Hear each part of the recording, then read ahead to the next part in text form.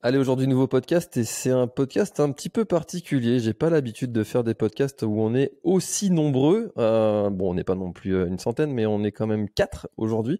Alors, il y a Xavier, Ambre, Vincent. C'est Xavier qui m'a contacté en me disant, tiens François, je souhaiterais mettre en avant mes assistants qui ont participé eux aussi finalement au Grand Raid du Finistère. Et je souhaiterais les mettre en avant parce que c'est un sujet dont on parle trop peu souvent. Et tu as raison, Xavier. Euh, Est-ce que tu pourrais te présenter déjà, Xavier, s'il te plaît?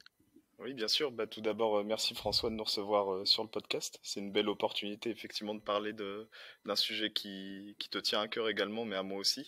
Donc, moi, je m'appelle Xavier Rosalie, j'ai 28 ans et ça fait maintenant 2 ans que je pratique le trail et la course à pied, ça doit faire 3 ans.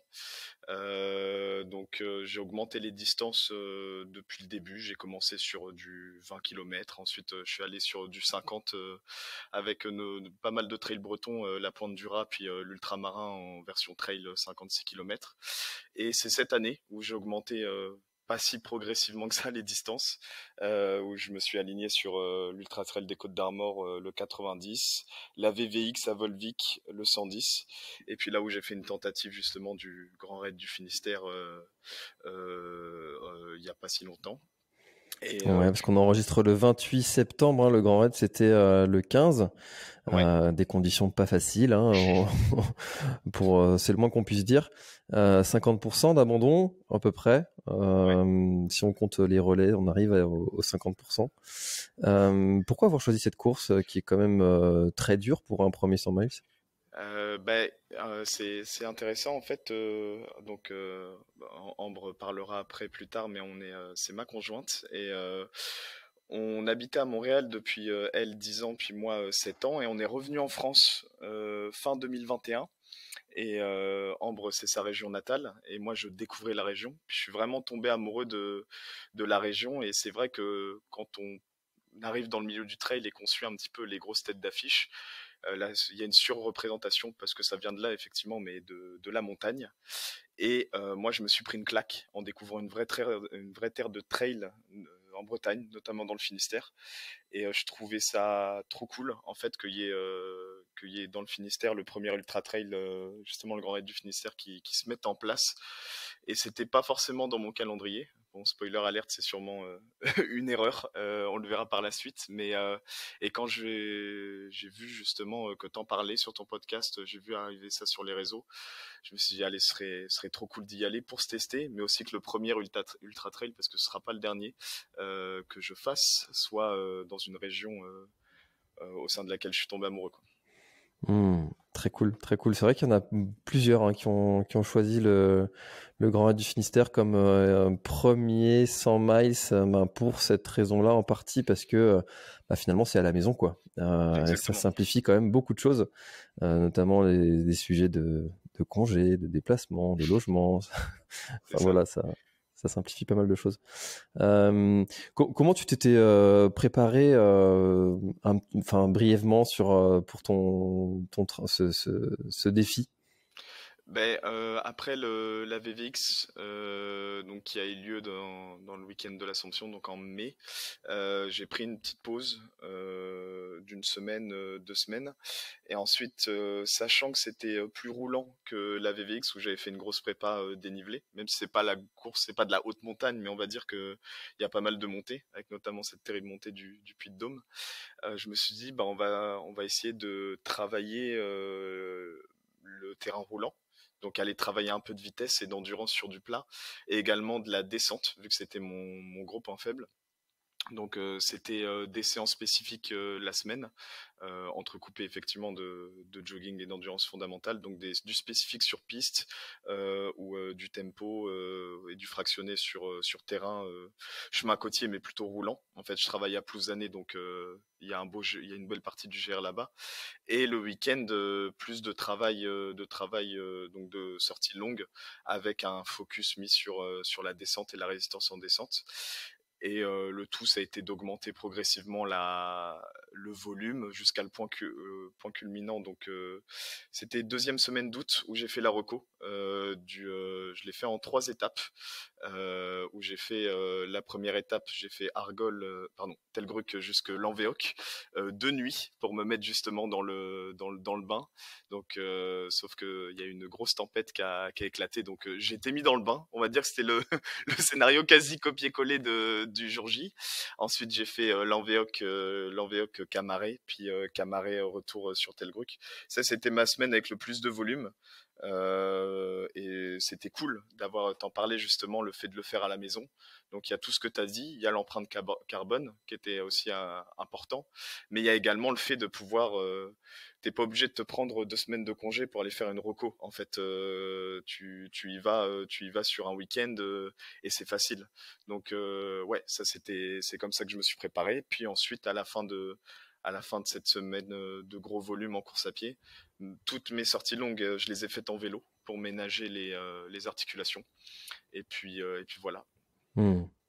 Ah, c'est vraiment un gros plus quand même, et pour tous les locaux qui peuvent aller faire cette reco, parce que comme il n'y a pas de balisage, eh Ouais. bien ça facilite la progression le jour J. Et Aurélien, hein, le cuisinier qui a gagné, avait fait aussi cette reco totale du parcours, contrairement aux 2 autres favoris qui n'avaient pas pu le faire. Et je suis convaincu que au moins l'un d'entre eux, qui nous écoutera, je le suis sûr, Florent, qui a fait une erreur de parcours, n'aurait peut-être pas arrêté s'il avait fait cette reco et qui s'était pas trompé de chemin. Donc effectivement, ça fait partie des avantages des locaux pour pouvoir aller faire cette reco. Il y a un autre aspect sur le Grand du Finistère qui est particulier, c'est la gestion alimentaire, qui est un petit peu particulière. C'est parce qu'on a l'habitude de voir sur des ultras, ce qui nécessite une connaissance de soi qui est un petit peu plus poussée que quand on a un banquet devant soi. C'est la gestion de son alimentation. Est-ce que c'est quelque chose qui toi, te convenait? Est-ce que c'est quelque chose qui t'angoissait? Est-ce que c'est quelque chose qui t'angoissait mais qui finalement t'a convenu? Comment est-ce que tu as abordé ça? Bah, c'est vraiment intéressant. Je pense que, en fait, moi, je les ai pas vécus, vu que c'était mon premier 100 miles, mais j'écoute assez de podcasts, je regarde assez de documentaires, je lis assez d'histoires pour savoir que maintenant, sans citer les noms forcément parce qu'on les connaît, mais des grosses machines de l'ultra, où maintenant, le terme aventure peut être un peu moins utilisé au profit du terme performance, parce que tous les 10 bornes, il y a un ravito avec, on dirait un banquet royal justement sur ce qu'on peut se servir, couplé à une assistance, on va dire à moins d'une défaillance physique. Si on se prépare bien sur son alimentation, il n'y a pas trop de problèmes, en tout cas en lien avec l'alimentation. Et moi, c'est vrai que je trouvais ça intéressant aussi comme défi, de pouvoir rajouter ce défi sur l'alimentation. Ça prend, comme tu dis, une bonne organisation. Et en même temps, on a quand même 4 points de ravitaillement solides. C'est pas si mal. On n'est pas en pure autonomie. Donc c'était pas non plus la fin du monde. Et par contre, sur l'aspect connaissance de soi, on en parlera peut-être un peu plus, mais effectivement, moi, c'est ce qui m'a fait défaut, où je suis assez jeune dans la pratique et j'étais dans un cycle où ça faisait 2 ans que j'en faisais, j'augmentais les distances, ça faisait mal, ça faisait mal physiquement, c'était dur, mais j'ai jamais eu de défaillance. Donc j'étais un peu bête sur cet aspect-là où je me suis dit, bah, tant que ça marche, j'y vais. Puis là, j'y suis allé avec une nutrition que j'avais pas testée avant. Et ça a mal payé, quoi. La classique. La classique. On passe tous par là, je pense. Ah, bah oui, hein, on teste, on apprend, Exactement. que tu. Exactement.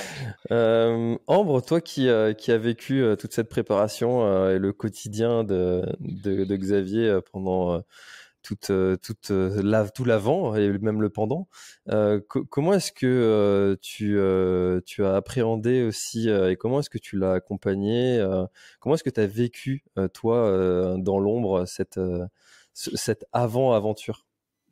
Bah déjà, c'était très drôle parce que j'ai des images de Xavier qui teste ses sacs avec les gourdes et qui fait des tours dans l'appartement. Donc c'était très drôle de voir ça les précédents jours.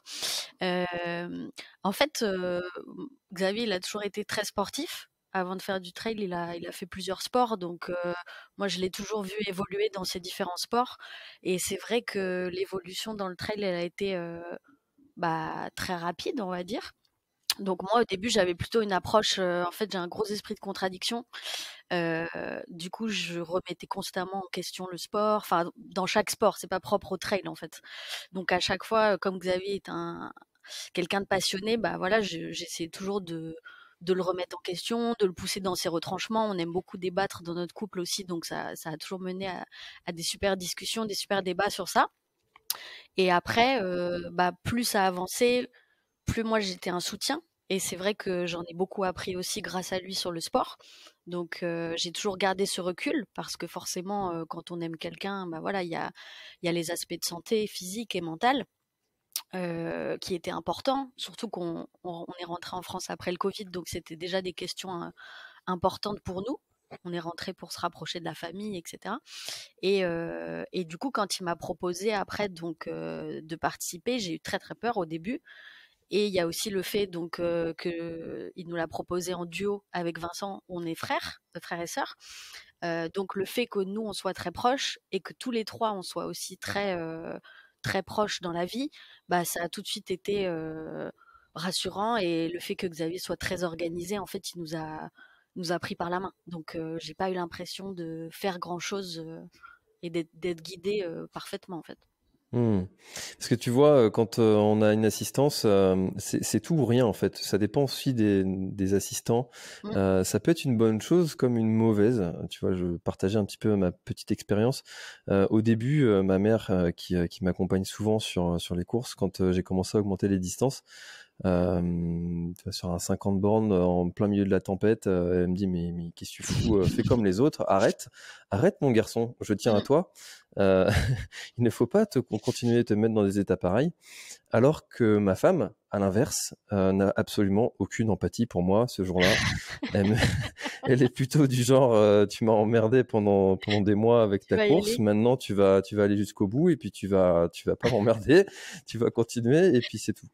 Euh, Vous êtes plutôt quel team, Ambre et Vincent? Ben, moi, je pense personnellement avec Xavier, je suis plutôt une team un peu entre les deux, c'est-à-dire que je pense qu'on a une relation, lui et moi, très intéressante au niveau du sport parce que moi-même, je pratique régulièrement du sport et donc on a régulièrement des discussions sur notre pratique mutuelle du sport qui fait qu'on se comprend assez bien, même si on pratique pas du tout la même chose. Et je pense que pour Xavier, déjà, dans un premier temps, c'était intéressant parce que lui, j'étais un peu la seule personne avec qui il pouvait parler de son sport et qui s'y intéressait vraiment. Donc déjà, ça faisait qu'on pouvait comprendre un peu les phases par lesquelles on passait, la mentalité qu'on devait avoir respectivement dans nos sports. Et donc, je pense que déjà, on avait construit en fait une relation sportive depuis longtemps avant cette course-là, ce qui a fait que la relation qu'on avait pendant la course, c'était une relation de confiance, c'est-à-dire qu'on se connaissait déjà bien, puisque Xavier me racontait souvent ses entraînements, les phases par lesquelles il passait, donc il y avait une relation de confiance, donc c'était plus, il n'y avait pas forcément un besoin de motivation extrême, en tout cas de ma part pour Xavier, mais plus une question de le rassurer et de le tempérer. Donc c'était un peu force tranquille notre relation sur la course en tout cas. Ouais, c'est vrai que moi je l'ai ressenti aussi. Enfin, Vincent et moi, on est frères et sœurs, on est très fusionnels, donc on n'avait pas besoin de beaucoup communiquer. Enfin, même par la parole, souvent c'était par le regard. Et avec Xavier, bah nous, ça fait 9 ans qu'on est en couple bientôt, donc moi je sais que on était beaucoup dans l'écoute en fait d'attendre, de voir ses réactions, de sentir ses émotions. Moi, je commence à le connaître et je vois très bien aussi s'il est dans le mal ou pas et de quoi ça peut relever, même si on s'y connaît pas dans le trail. Donc c'est vrai on voulait tout le temps lui remonter le moral. À chaque fois qu'on le voyait à un point, on faisait une blague, on faisait un truc complètement débile pour qu'il ait le sourire, qu'il reparte avec la banane. Et après, à chaque fois, d'être dans l'écoute de ce qu'il a dit, parce que c'est vrai que à chaque ravitaillement, on préparait tout d'avance, on attendait et on, on interprétait ce que lui nous envoyait comme signe, en fait. Hmm. Xavier, toi, tu aurais imaginé le faire tout seul, sans Ambre et Vincent? En fait, c'est oui, parce que je l'ai toujours fait tout seul. En fait, comme disait Vincent, avec Ambre, on discute beaucoup du sport, mais sur son aspect philosophique, on va dire, et sur des fois le côté extrémiste. C'est là où justement elle vient un petit peu tempérer mes ardeurs dessus, essayer de me mettre la tête dedans. Avec Vincent, c'est quasiment la seule personne dans mon entourage. On parle fondamentalement de la mécanique du sport, des choses comme ça. Mais on va dire que dans sa pratique, moi je suis pas dans un club, mes sorties longues je les fais tout seul. Donc les courses, mettre un dossard, ça a toujours été en fait de le faire tout seul. Et en plus, je sors d'une expérience à la VVX où c'est mon père qui m'a suivi. Et mon père, qui est très sportif aussi, qui fait du cyclisme, a voulu me suivre en vélo. Sauf que c'était une des pires erreurs qu'on ait fait. On s'en est sorti, hein. Je l'ai fini, puis lui aussi il allait jusqu'au bout. Mais ne connaissant pas le milieu, justement, je lui ai fait un itinéraire, ne connaissant pas les chemins, etc. Il y a un moment où il passe sur les départementales, etc. Donc on s'est perdu. Et tous les deux, en fait, on s'envoyait de la frustration. Ce qui fait que je ressortais d'une très mauvaise expérience en tant qu'assistance pure, pas en termes de fusion avec mon père, ça nous a rapprochés.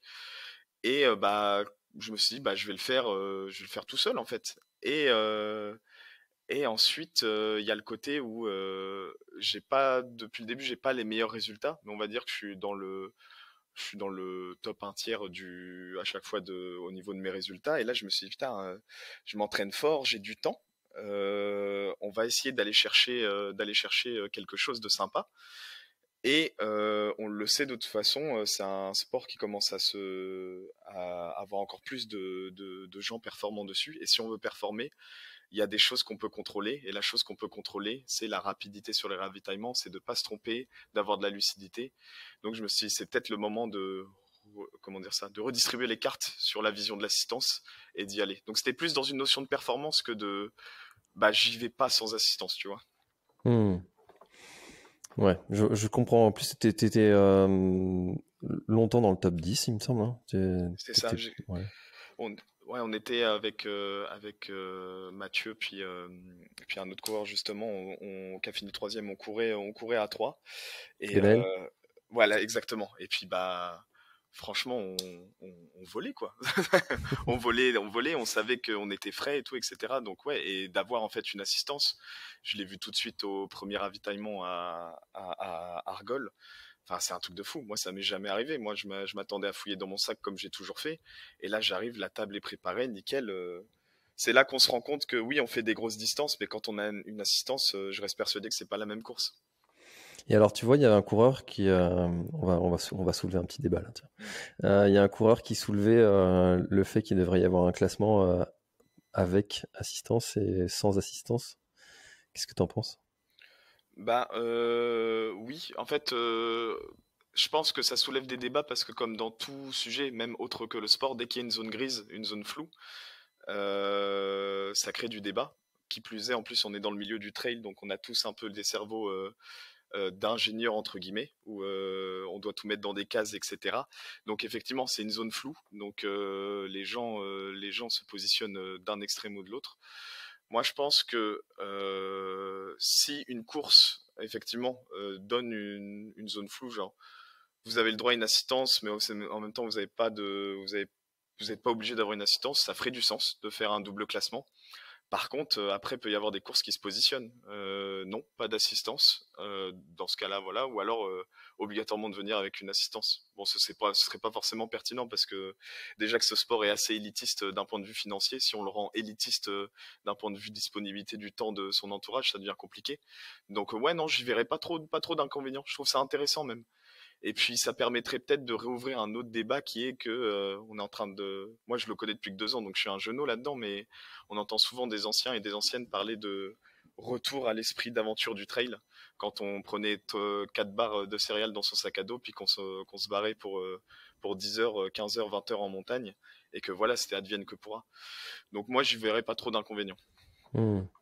C'est vrai que c'est un sujet hein, pour les organisateurs aussi, parce que tu vois, je suis allé au tout premier point d'eau, et puis quand tu vois la flotte de voitures qui suit les coureurs, c'est aussi quelque chose que tu dois gérer et qui est nouveau. Hein. Avant, t'avais que les 3 premiers de devant, qui avait quelqu'un qui les suivait tout le long de la course. Maintenant, chaque personne de la course a son assistance presque personnelle.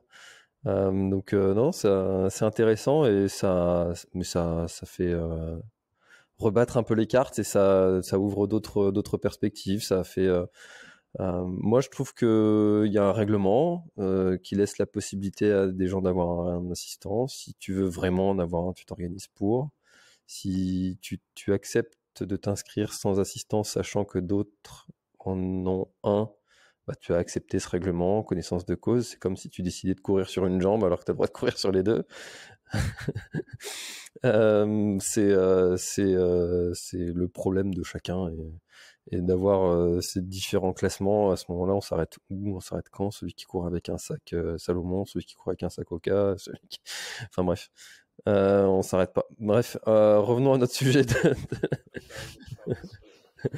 Est-ce que tu as une petite... avant qu'on continue sur les assistants, j'aime bien demander cette question. Est-ce que tu as une petite anecdote, quelque chose qui t'est arrivé pendant la course, un petit truc what the fuck auquel tu t'attendais pas Oui, bah oui. Vous rigolez, ça veut dire qu'il y a quelque chose. Il y en a. Ambre avait donné un indice en disant qu'il souhaitait me faire rigoler justement, puis en fait on a un délire avec là on rentre dans le domaine des inside jokes, donc ça va peut-être faire rire personne, mais voilà, nous ça nous fait rire.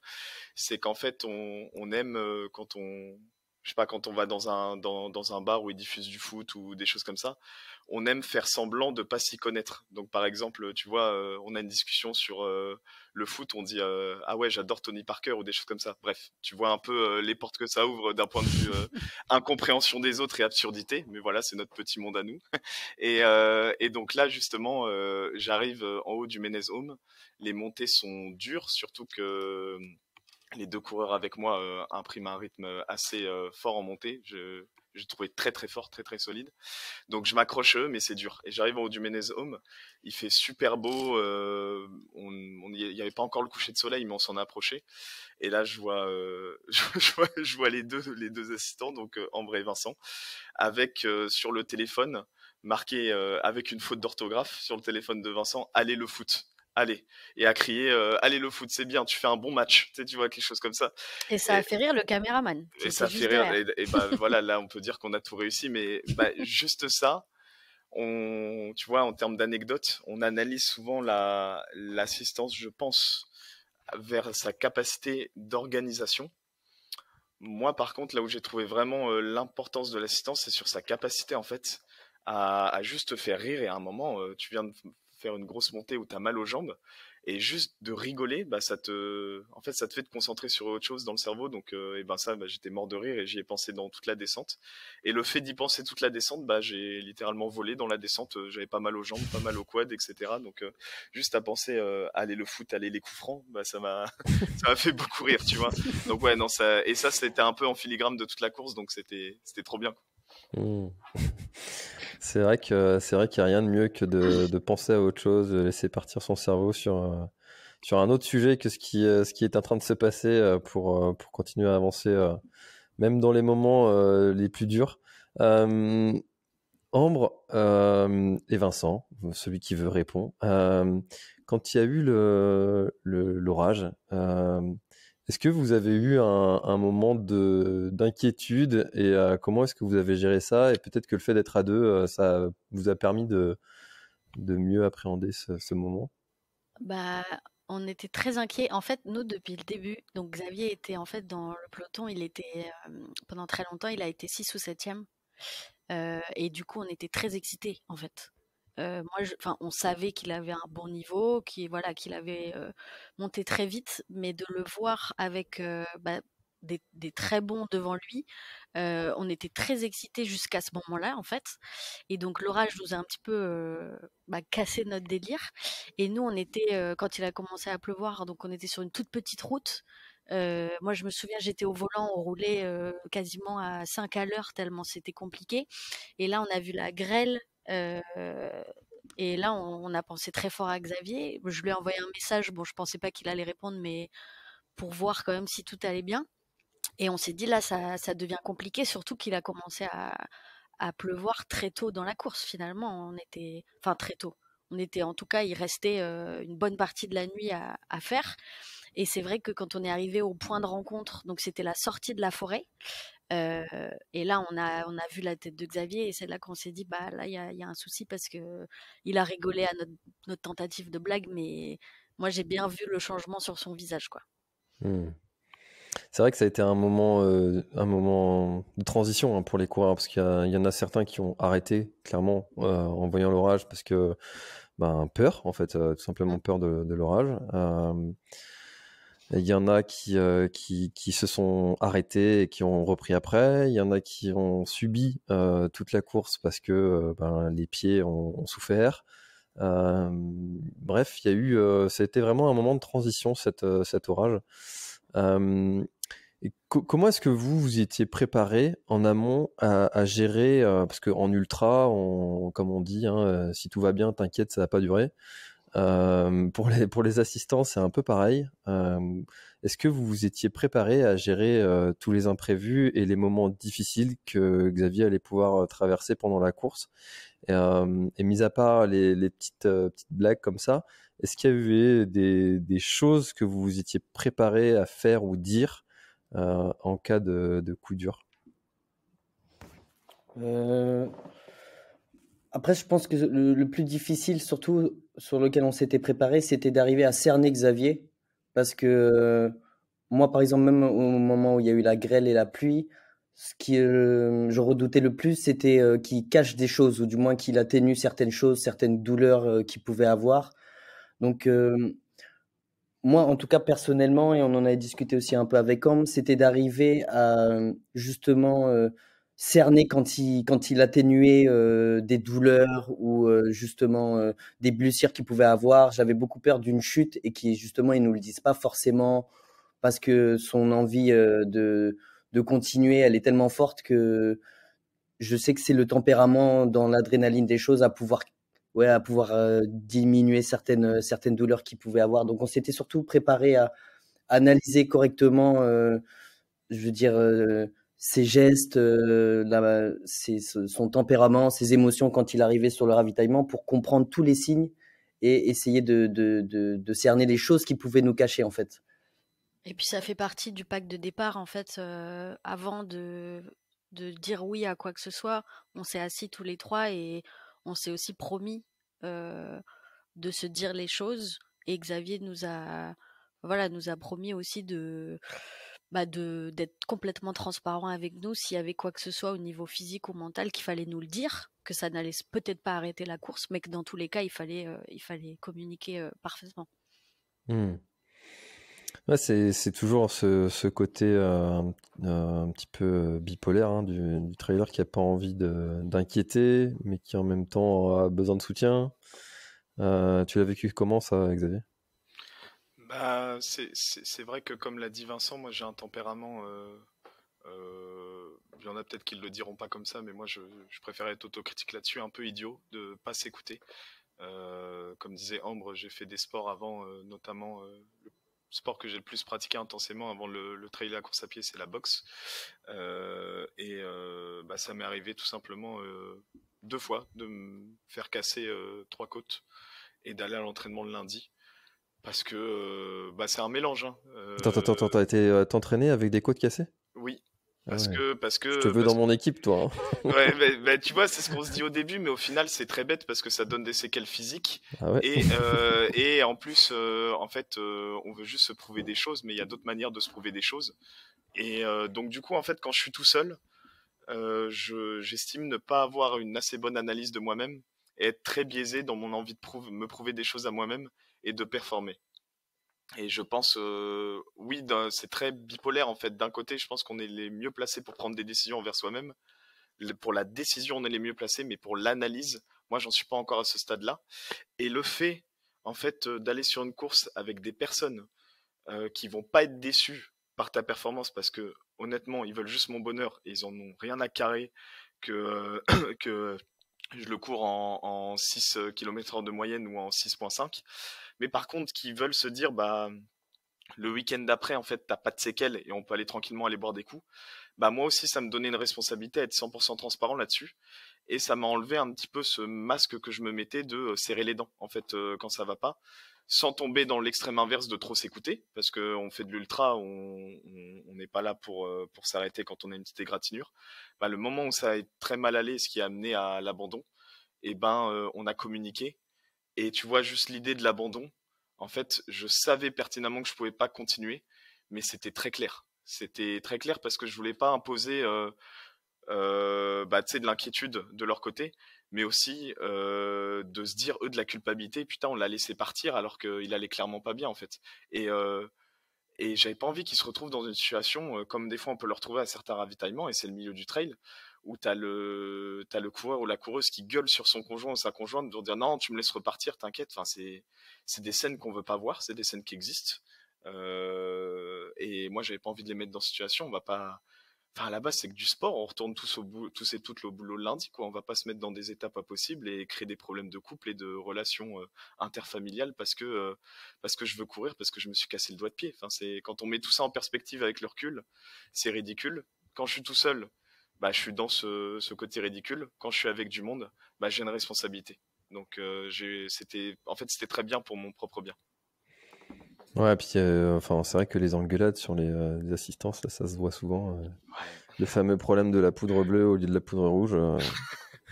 c'est ça. Je t'avais dit la poudre bleue. Mais Ouais, non, c'est ça. c'était la rouge. T'as oublié les chaussures ou des choses comme ça, bah oui, mais c'est des choses qui arrivent. Hein. Ouais, bien sûr, bien sûr. Est-ce que tu avais prévu un petit roadbook pour faciliter la vie de tes assistants, et est-ce que tu aurais des conseils à donner à des futurs trailers ou ultra trailers qui iraient avec des assistants sur des courses prochainement, et il y a des choses que tu as fait et qui ont été grandement utiles? Je pense, oui. Bah, en fait, la première fois que je leur ai demandé, je leur ai envoyé un document Word de 2 pages où j'avais écrit. Ça sonne un peu intense comme ça, mais pour moi, c'est déterminant. C'était un peu le, le contrat dans quoi on s'engage quand on fait en fait une assistance, s'ils veulent bien, ce que je leur demande, ce que je leur demanderais de pas faire, et pourquoi je leur demande à eux en fait. C'est comme on écrivait un texte et je leur ai écrit pourquoi j'allais les chercher et ce que ça impliquait, pour qu'ils aient tous les tenants et les aboutissants pour dire oui, mais aussi pour dire non, parce que c'est une certaine responsabilité. En le lisant, ils m'ont répondu dans la journée, mais je sais aussi qu'ils ont pris le temps de le lire et de prendre conscience avant de se lancer là-dedans. Et ensuite, il y a eu, allez, on va profiter de cet espace pour te faire de la pub, François. Et, pour cet événement, j'ai pas participé c'était mon premier ultra. Par contre, c'est la première fois que je vois une implication aussi forte de l'organisateur pour la compréhension des coureurs et coureuses et pour la vulgarisation aussi de l'ultra en lui-même. Enfin, tu as déconstruit, je pense, le côté ultra par de l'organisation, et tu nous as fourni un roadbook accompagnateur. Moi que j'ai pris, ça a été 90% de la base de mon roadbook, auquel j'ai apposé des temps de passage estimés, ainsi que de la nutrition avec laquelle je devais repartir des ravitaillements. Et si je les avais pas, Ambre et Vincent étaient en charge de contrôler justement ça. Si je les avais pas, on prenait le temps de vraiment de les mettre, parce que sinon je repartais pas sans cette nutrition-là. Mais 90%, 95% du truc, c'est toi, ton roadbook accompagnateur, indiquant les points de passage, les points d'eau, le déroulement de la journée, le règlement du ravitaillement solide, c'est que dans les bases de ravitaillement, etc. Bref, ça a beaucoup aidé. Bah, c'est vrai que je vais profiter, hein, j'appuie tout ce que tu dis pour saluer tous les assistants qui m'ont remercié pour ce roadbook et à qui j'ai simplifié la vie. En fait, c'est simple, hein, c'est un roadbook que j'aurais aimé avoir sur sur d'autres trails que j'ai pu faire et que j'ai jamais eu. Donc c'était vrai normal pour moi de le faire. qu'on a senti la différence. Enfin, pour le coup, moi j'étais la seule au volant tout le long et juste d'avoir toutes les adresses à rentrer dans Maps, les coordonnées GPS avec une photo à côté, etc. Nous, ça nous a enlevé un poids énorme en fait de juste de pas perdre de temps à se perdre et à se demander si on va louper ou pas Xavier quand il passe, quoi. Là, ça enlève un coup de stress et puis ça fait gagner aussi beaucoup de temps de préparation en amont, quoi. C'est clair. En tout cas, ravi que ce roadbook vous ait plu et puis c'est quelque chose qui sera reconduit et amélioré chaque année avec les expériences de chacun. Hein. Moi, je suis toujours preneur de comme toi, Xavier. Tu vois, on teste, on apprend. Alors, tu l'as quand même dit plusieurs reprises et je pense que tout le monde a plus ou moins compris. Mais malheureusement, t'as pas été au bout de cette aventure. D'ailleurs, moi, je l'appelle souvent aventure, hein, plus que ultra trail. J'aime bien dire que c'est une aventure plus qu'un ultra trail. Et est-ce que tu peux nous partager ce moment où dans ta tête il y a eu la bascule? Moi, j'appelle ça la bascule. Tu vois, le moment où ça y est, tu t'es dit là c'est trop, ou là c'est pas possible, ou qu'est-ce qui s'est passé à ce moment-là dans ta tête? Mais carrément, en fait, il y a eu plusieurs points. C'est qu'effectivement, en fait, moi, je suis pas trop sujet, en fait, bon, après, c'était quand même intense sur le Grand Raid du Finistère, mais je suis pas trop sujet, en fait, les changements de température, je l'estime être chanceux. Ça m'atteint pas plus que ça. Et en plus, j'avais des tenues de rechange, etc. Donc, quand il y a eu la tempête, ça allait. Par contre, ça a beaucoup réduit la visibilité, même avec une lampe frontale. Donc, dans la forêt, entre le point d'eau de Landévennec et le premier point de rencontre à Lanvéoc, je me souviens plus du nom de la forêt, mais en tout cas, c'est un sous-bois avec beaucoup de racines. Ouais, c'est ça, exactement. Avec beaucoup de racines, c'est ça, exactement. Beaucoup de pierres. Et je commençais déjà à avoir en fait le ventre gonflé, avec mal au foie, avec la nouvelle nutrition qui était principalement liquide que je testais. Et pareil que j'ai testé à trop forte dose. Et mais je me disais bon, j'ai déjà eu des petits problèmes digestifs, c'est pas ça qui va m'arrêter. Sauf qu'à un moment dans une descente, une pierre que je vois pas, et je me prends le pied dedans et je fais une chute. La chute en elle-même, ça va. Par contre, vu que j'ai lâché les freins un petit peu dans la descente, j'ai senti quelque chose au niveau de l'orteil. Donc, il n'est pas cassé. Par contre, ce que ça a fait, je mets un petit trigger warning pour ceux qui écoutent et qui sont un peu sensibles, mais ça a cassé l'ongle et l'ongle est rentré à moitié dans ma chair. Donc là, à ce moment-là, je me dis, putain, ça fait mal, hein. Là, ça va être dur. Mais je suis tout seul, encore une fois. Il n'y a pas les visages de ceux qui tiennent à moi devant moi, donc je me dis, bah, on va serrer les dents, hein. C'est comme ça. Puis voilà, c'est l'ultra. Et pendant tout le long, en fait, ça va pas. Je les croise à la sortie du sous-bois, à l'école navale de Lanvéoc. Et là, comme a dit Ambre, elle a très bien perçu que ça allait moins bien. Donc là, s'ensuit une grosse montée sur la route. Après, on a, je pense, un max 6-7 bornes jusqu'au ravito. Et là, ces 6-7 bornes-là, mais je me fais lâcher par les deux coureurs avec qui je courais, mais complètement. Mais ça, c'était pas grave, c'est secondaire, on fait sa propre course. Mais je sens que je suis plus du tout dans le coup. Je marche dans du faux plat montant, ce qui est normal en fait, mais quand on arrive peut-être dans la deuxième moitié de la course, là je marche, ça va pas, puis je sens mon ventre gonfler. Et j'arrive au ravitaillement, tout de suite je dis ça va pas. Et d'ailleurs je les remercie parce que ça devait être un ascenseur émotionnel pour eux. Landévennec, on se voit au point d'eau, on rigole et on a les jambes fraîches et on part à l'attaque. Entre 10 et 15 km plus tard, c'est plus du tout la même limonade. Donc chapeau à eux pour ça et je m'assois. Et en fait, je sens mon ventre gonfler et je sens quelque chose qui, en fait, a pu m'arriver déjà par le passé, mais hors du sport, c'est tout simplement les symptômes d'une intoxication alimentaire. Avec, je commence à sentir mon cœur qui bat fort dans ma tête.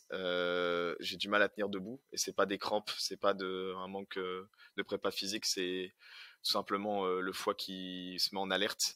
Là, je pense déjà abandonner parce que je connais ces sensations et je me dis on repart à nouveau dans la nuit et à partir de l'Envéoc, on va sur du chemin côtier là, où c'est escarpé, où voilà, si je commence à tituber et que je tombe dans le vide, c'est marrant de vouloir se prouver des choses, mais ça sert à rien. Donc je commence déjà à penser à abandonner.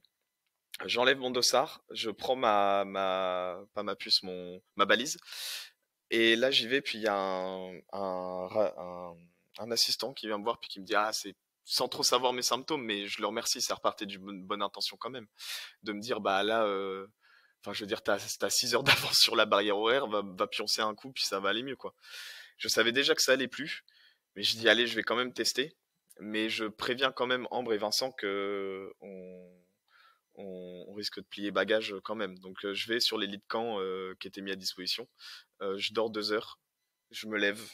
Mais ben là, c'est pas, enfin, je devais pas prendre la décision mentalement. Vincent me soutient. J'arrive plus à marcher, je vois flou, et en fait, je me mets à vomir partout en fait. Et là, bah, j'avais besoin T'avais beau repousser le moment, généralement une intoxication alimentaire, tu dors, ça va mieux après. Mais là, je sens que j'avais besoin quand même d'une coupure dans un lit normal, en fait, parce que j'allais pas m'en remettre et me mettre en danger. Donc, on va dire que mon corps a choisi un peu pour moi. Mais pour être honnête, le moment où je suis arrivé au ravitaillement, j'y pensais déjà fortement, en fait. Je voyais pas dans la balance qu'est-ce qui valait le coup d'avancer, parce que il y a l'édition, on y retourne l'année prochaine, donc voilà, il y a juste à prendre son mal en patience et faire une meilleure prépa. Donc ouais, la balance était très centrée sur le côté abandonné quand je suis arrivé au ravito de l'Envéoc. Et vous, du coup, Xavier, j'ai les prénoms devant moi, excusez-moi. C'est bizarre d'avoir 3 prénoms. Ouais, je m'étonne. Vincent et Ambre, comment est-ce que vous avez vécu ces 2 heures de sommeil de Xavier? Bah nous, on a discuté pas mal quand Xavier est allé se reposer.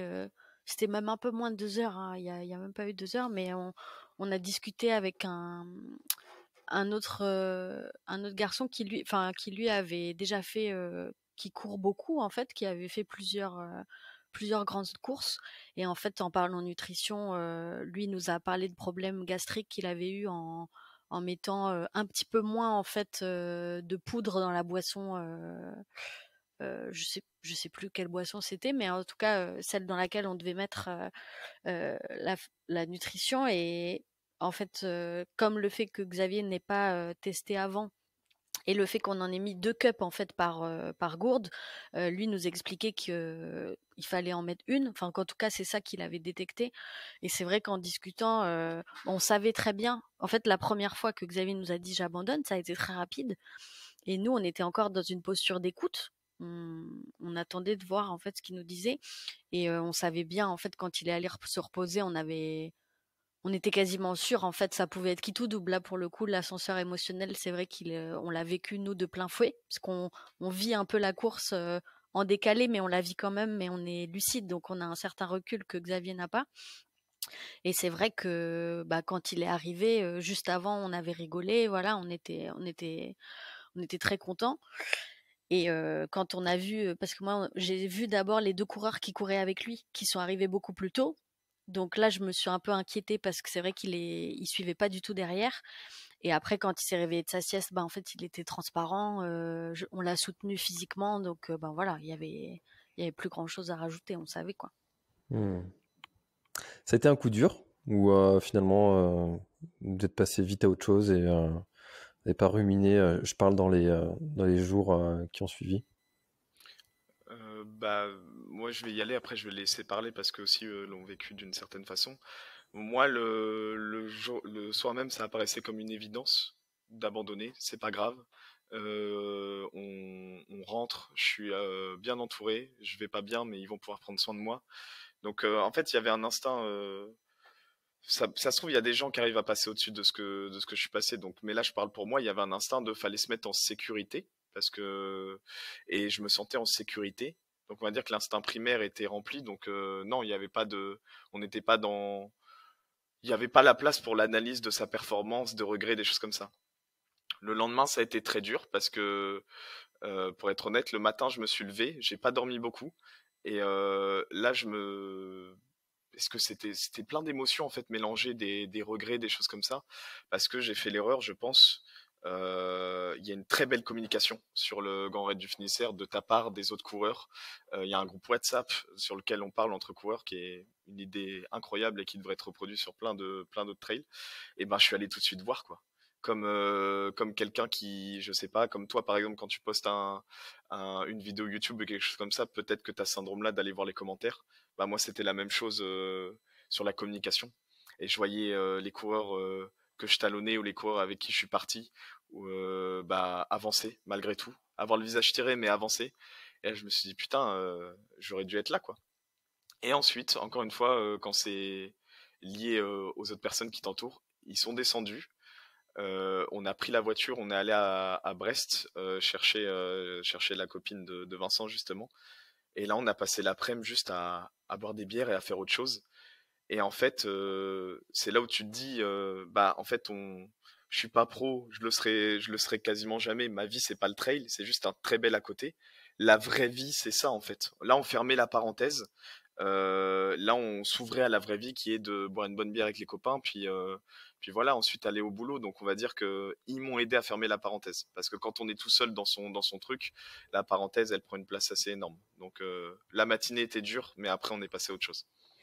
Et au moment où tu as arrêté, est-ce que tu as cherché des fois on fait ça, j'ai vu des coureurs faire ça, un peu aller chercher la validation extérieure que ce choix-là est le bon, que ce soit avec des bénévoles. Là, il y avait en plus les médecins, un médecin qui était là, il y avait à l'Anvéoc, il y avait des podologues qui étaient là aussi, donc ils auraient pu te dire non, avec ton ongle qui est rentré dans ta peau, faut surtout pas continuer, sauf si tu veux t'en séparer de ce doigt de pied.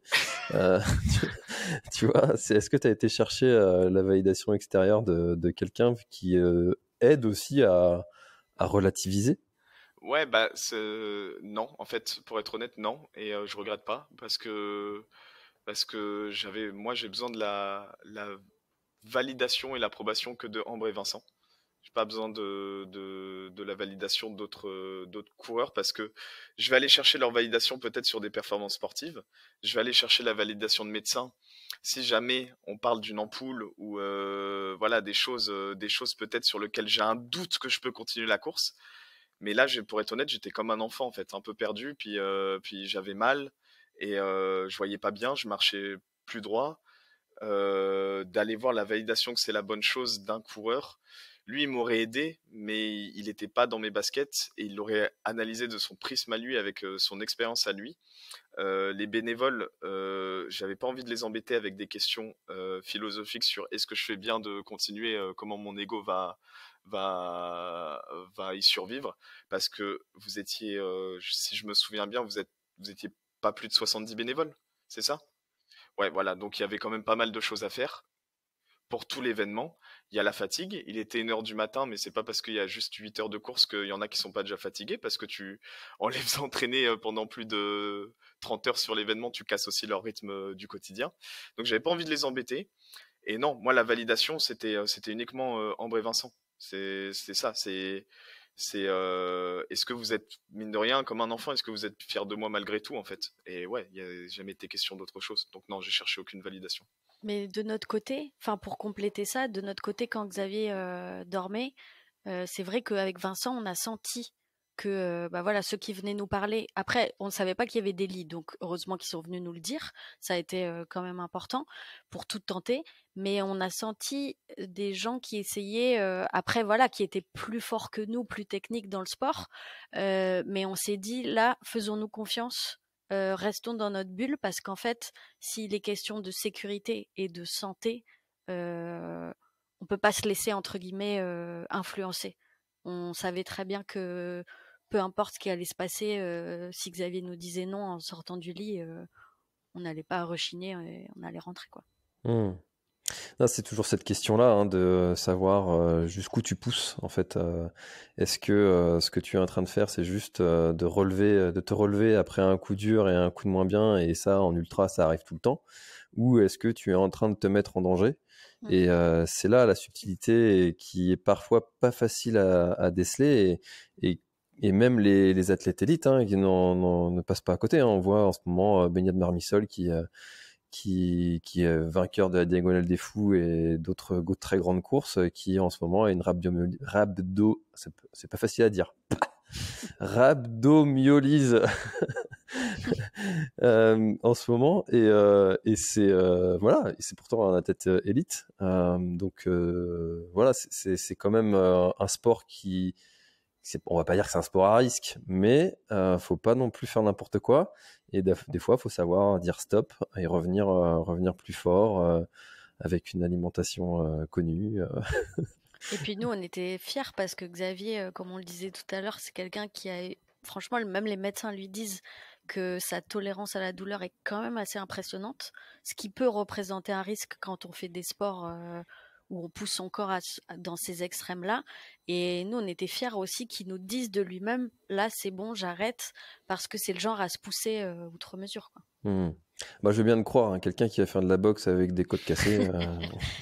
Et qui n'est jamais allé voir le médecin, les côtes sont restées comme ça. Ça, c'est le problème. Je pense que, je sais pas si toi t'es comme ça, François, mais le problème de l'autodiagnostic et se convaincre que tout va bien, bah, moi, c'est poussé à l'extrême et c'est rigolo. Enfin, c'est rigolo. Ça fait des belles anecdotes quand t'as 20 ans, mais si on veut continuer dans le sport et courir à 50, 60 ans, c'est pas avec des anecdotes comme ça qu'on va courir en bonne santé. Donc non, moi je déteste avoir mal. Je déteste avoir mal, et c'est pour ça que je ne serais incapable de faire de la boxe, notamment parce que quelqu'un qui me tape, moi je vais tout de suite en dehors du ring, il n'y a pas moyen. Puis j'aurais trop peur en plus de faire mal à quelqu'un d'autre, tu vois, de lui casser le nez, je m'en voudrais, tu vois. C'est vrai, je comprends. Mais bon, quand je dis ça, c'est vrai qu'en faisant de l'ultra et en disant j'aime pas avoir mal, je sais pas si c'est très compatible, mais bon. Qu'est-ce qui vous a rendu le plus fier, Vincent et Ambre, et moi, tu vois, j'ai une conviction, c'est que même si par exemple, tous les gens qui font du caritatif, quelque part, ils font ça aussi pour eux, personnellement, pour se sentir bien. Qu'est-ce que vous en êtes ressorti comme effet positif en vous d'avoir assisté Xavier durant cette aventure? Déjà, personnellement, dans un premier temps, la première fierté, c'était qu'il m'appelle, c'est-à-dire qu'il me demande ça. C'est-à-dire que c'était déjà une fierté, surtout quand je connais l'importance qu'il place dans le sport, dans le trail, dans sa vie. S'il me demandait de l'accompagner, ça veut dire qu'il avait confiance en moi. Donc ça, c'est déjà une première fierté personnelle. Et en plus, surtout de le faire avec ma sœur, je trouvais que ça avait du sens et que, je veux dire, ça, c'était révélateur de notre relation qu'on avait tous les trois. Et je trouvais ça assez beau et assez fort de pouvoir le marquer avec cette course. Et surtout, ça m'intéressait de comprendre et de rentrer en fait dans l'intimité de sa course. Donc ça, c'était vraiment une grande fierté en fait, j'avais l'impression qu'il m'ouvrait un jardin un jardin personnel et intime qu'il avait gardé que pour lui jusqu'à présent. C'est-à-dire qu'on en parlait quand on se voyait, mais finalement, il ne permettait pas qu'on puisse rentrer dans sa course et surtout qu'on puisse le voir affaibli, le voir dans la douleur, le voir dans le mal, littéralement. Donc le fait qu'il s'ouvre comme ça, j'étais très fier et surtout très fier de lui qu'il puisse faire ce pas-là en fait, c'est-à-dire se montrer sous ses plus mauvais jours avec une course comme celle-ci, c'est-à-dire qu'il savait très bien que il allait montrer un peu toutes ses natures au cours de cette course et qu'il n'avait pas peur de nous les montrer. Et au contraire, j'avais une grande fierté à le voir aussi mature en fait, à être capable de montrer ses défauts, ses faiblesses dans une course comme ça, se livrer aussi sincèrement, quoi. Ouais, bah moi je rejoins beaucoup Vincent sur ça. Je trouve, comme je disais tout à l'heure, que Xavier a fait un gros travail sur se montrer vulnérable, mine de rien. À un moment après la course, il nous a dit une phrase qui m'a marqué. Il a dit je me suis senti en sécurité avec vous. Et pour moi, à partir de cette phrase-là, notre mission elle était remplie. S'il s'était senti en sécurité, d'être vulnérable comme d'être fort, enfin de passer par toutes ces étapes-là, je pense que c'est pour ça qu'on l'a fait. Et moi aussi, j'étais très fière qu'il me demande ça et qu'il y ait effectivement cette confiance. Et c'est vrai que moi, je l'ai toujours suivi dans tous les sports qu'il a fait.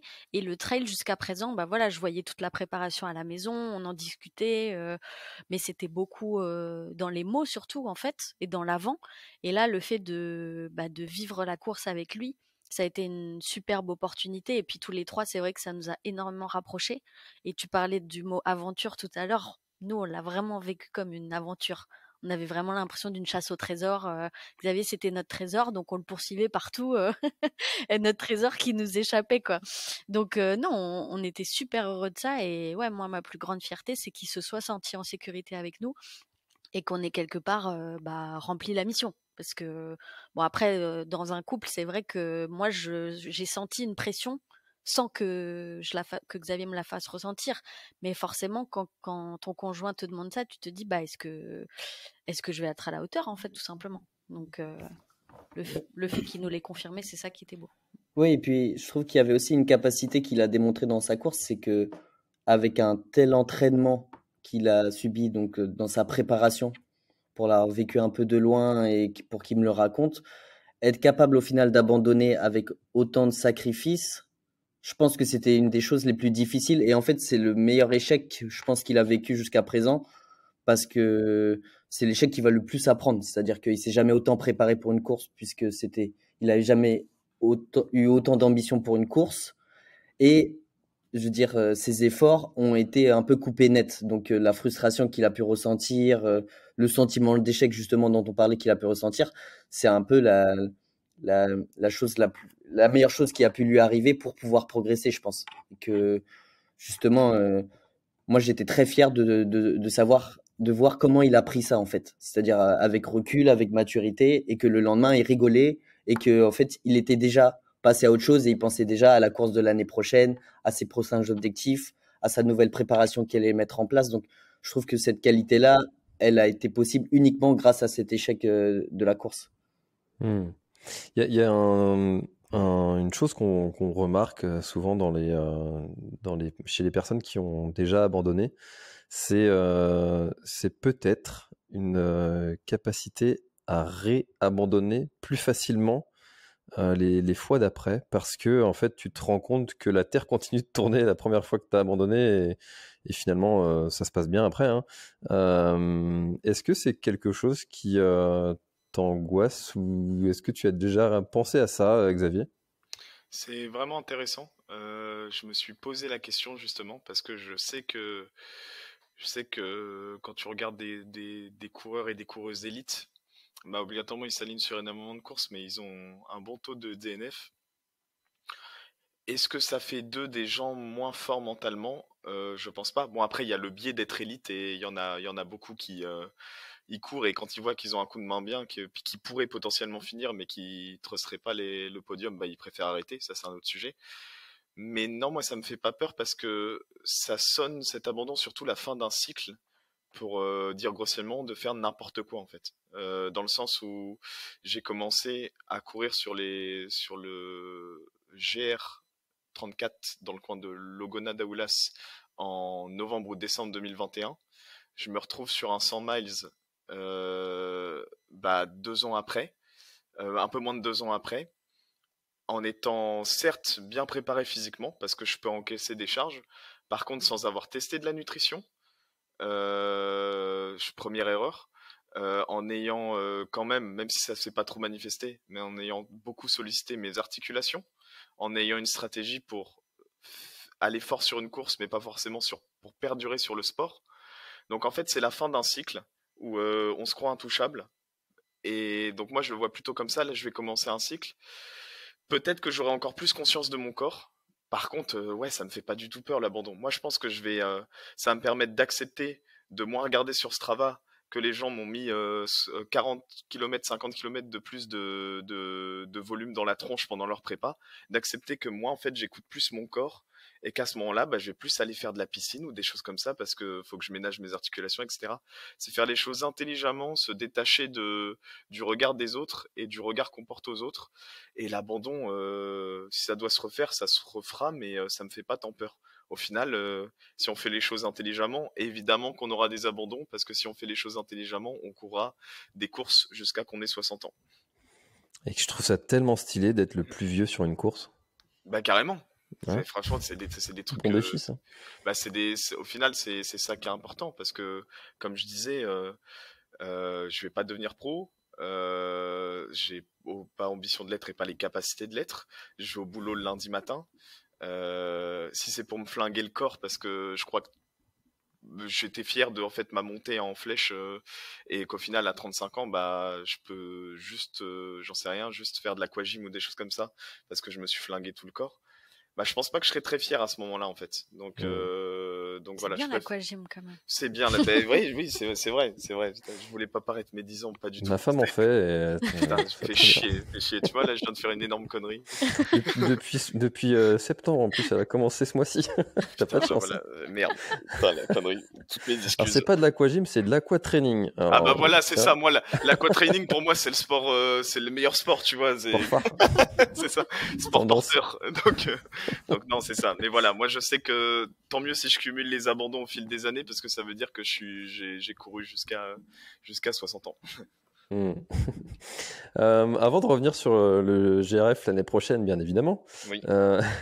Est-ce que vous avez d'autres projets ensemble? Vous en avez déjà commencé à en parler ou pas encore? Ben oui, bah de toute façon le GRF on y retourne sous le.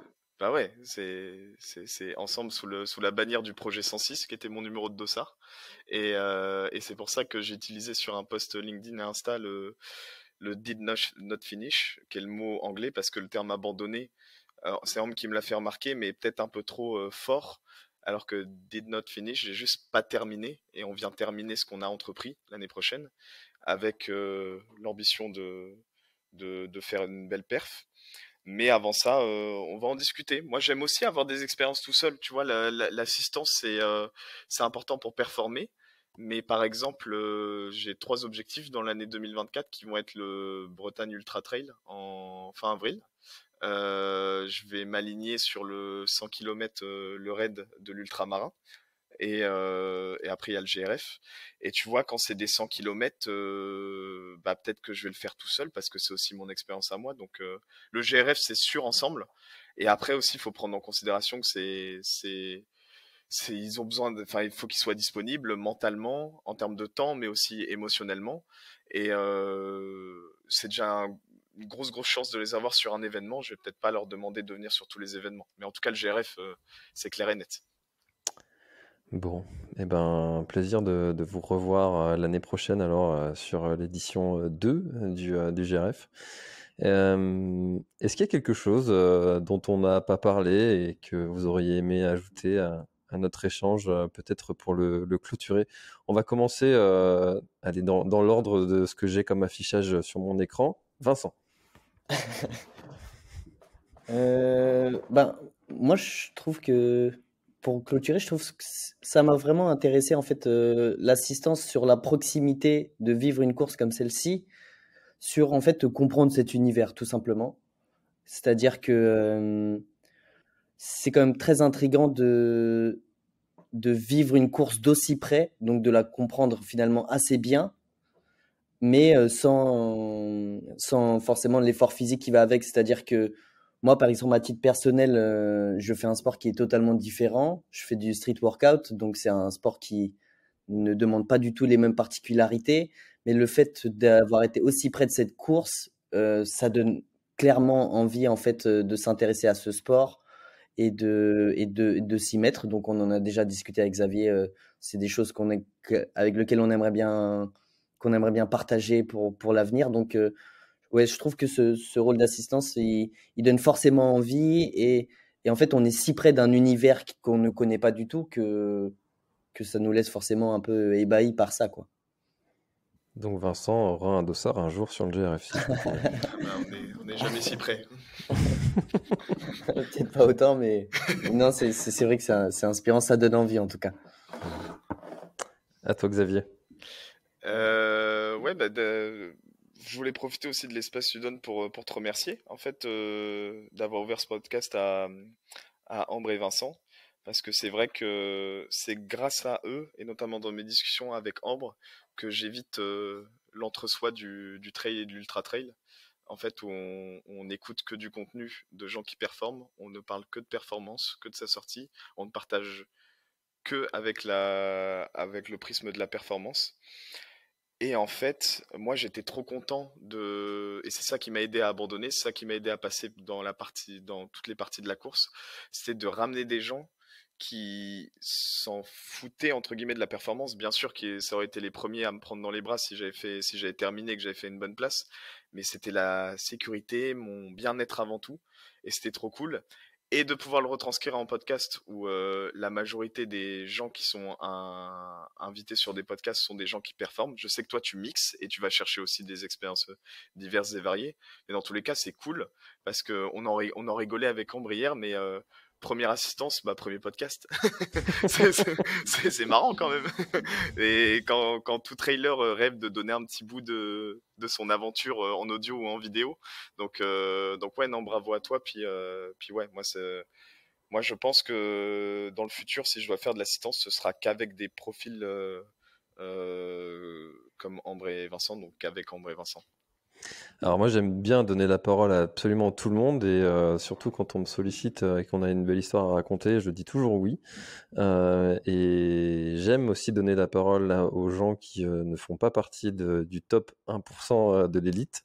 J'aime aussi écouter leurs histoires au top 1% et c'est pour ça que je recevrai Aurélien le cuisinier dans le podcast avec grand plaisir pour connaître aussi son histoire, mais j'aime beaucoup donner la parole à tout le monde et merci de l'avoir souligné, Xavier. Je t'écoute, Ambre. Moi j'ai à peu près tout dit, mais c'est vrai que c'est chouette de pouvoir vivre une course comme ça parce que moi j'aurai pas de dossard l'année prochaine, ça c'est sûr. Moi je préfère la marche et la randonnée. Mais En 2030 alors, ça c'est bien. oui, voilà. Mais non, moi j'aimais bien, c'est vrai, pour revenir sur l'histoire de l'abandon. euh, et c'est vrai que le terme anglais do not finish, ça me parle beaucoup plus aussi. Quand j'ai vu ce terme-là, justement, on en a beaucoup discuté avec Xavier, mais c'est vrai que, en fait, pour moi, Xavier, c'est pas quelqu'un qui abandonne. Au contraire, justement, s'il en est arrivé jusque-là, c'est que c'est pas du tout quelqu'un qui abandonne dans la vie. Et j'ai très très hâte. De le revoir à cette course l'année prochaine et avec toutes ces évolutions, tous ces apprentissages. Et effectivement, comme on disait tout à l'heure, s'il n'y avait pas eu ces erreurs-là, en fait, il aurait peut-être appris beaucoup moins vite. Et du coup, j'ai très hâte de voir ce que ça va donner l'année prochaine.